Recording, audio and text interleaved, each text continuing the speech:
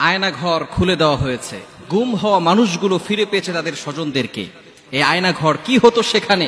৮ বছর পরে মুক্তি পেয়েছে মীর কাসেম আলীর ছেলে ব্যারিস্টার আরমান।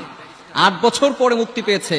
তার পরিবারের লোকজন জানতোই না সে বেঁচে আছে নাকি মারা গেছে।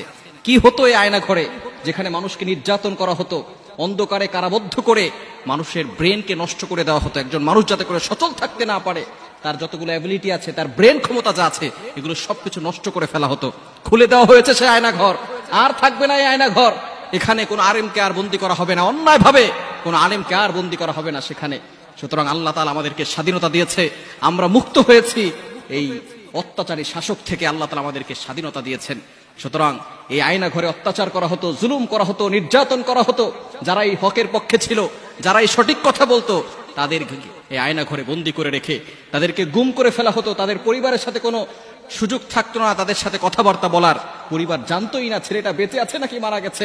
কত মায়ের বুক খালি করা হয়েছে, কত বাবার বুক খালি করে দেওয়া হয়েছে। একটু চিন্তা করে দেখেন, এই যে জুলুম করেছে, এই জুলুম আল্লাহ তাআলা সহ্য করতে পারে নাই। কত নিরীহ মানুষগুলোকে এভাবে কারা বন্ধ করে দুনিয়া থেকে বিদায় করে দিয়েছে।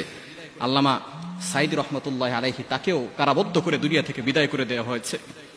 তিনি শেষ বিদায়ের যে হাসিটা দিয়েছিলেন, আজকে যদি তিনি বেঁচে থাকতেন তাহলে তিনি আবারও সেই হাসিটা দিতে পারতেন। যারা এভাবে মারা যায় ইসলামের জন্য, যারা